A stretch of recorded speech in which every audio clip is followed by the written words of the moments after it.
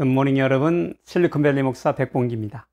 오늘도 주님과 함께 행복한 교회, 화목한 가정, 형통한 기업 세우시기를 축복합니다. 오늘 묵상 말씀은 내 기뻐하는 자라라는 제목으로 마태복음 3장 16절 17절입니다. 함께 읽어보겠습니다.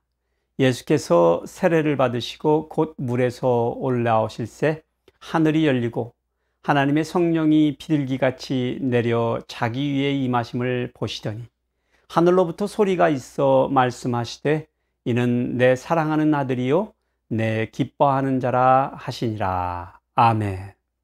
이 땅에 오신 메시아 예수께서는 처음부터 모든 사람들이 그를 알아본 것이 아닙니다. 광야의 소리로 그의 길을 준비할 사역을 감당한 침례 요한조차도 처음에는 그를 잘 알아보지 못했습니다.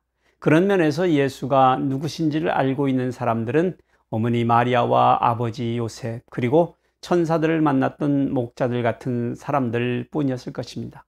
그런 면에서 사역을 시작하셔야 했던 예수께서는 어떤 획기적인 디바인 모먼텀이 필요했습니다. 드디어 그날이 왔습니다. 하루는 예수께서 갈릴리로부터 요단강 쪽으로 오셨는데 침례 요한이 강가에서 죄를 씻게 하는 침례를 베풀고 있는 것을 보시게 된 것입니다. 그런데 어찌 된 일인지 예수께서 물가로 내려가셔서 자신도 요한에게서 침례를 받기를 원하셨습니다.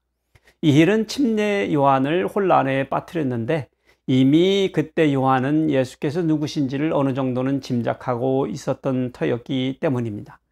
그래서 그는 내가 당신에게서 세례를 받아야 할 터인데 당신이 내게로 오시나이까 라고 반문하며 거절하였던 것입니다. 그러자 예수님께서 이제 허락하라. 우리가 이와 같이 하여 모든 의를 이루는 것이 합당하니라 라고 말씀하셨습니다.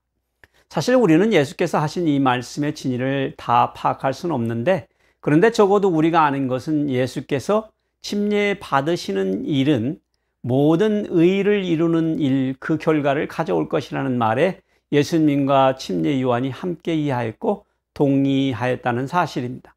그러면 그 일이 예수님께서 침례 받으신 후에 나타날 어떤 결과와 연관이 있을 것이라는 추측을 우리는 해볼 수 있습니다.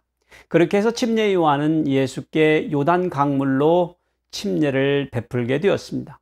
그런데 그때 획기적인 표적이 나타났습니다. 그것은 예수님께서 침례를 받으시고 곧 물에서 올라오실 때 나타난 어떤 특별한 현상입니다.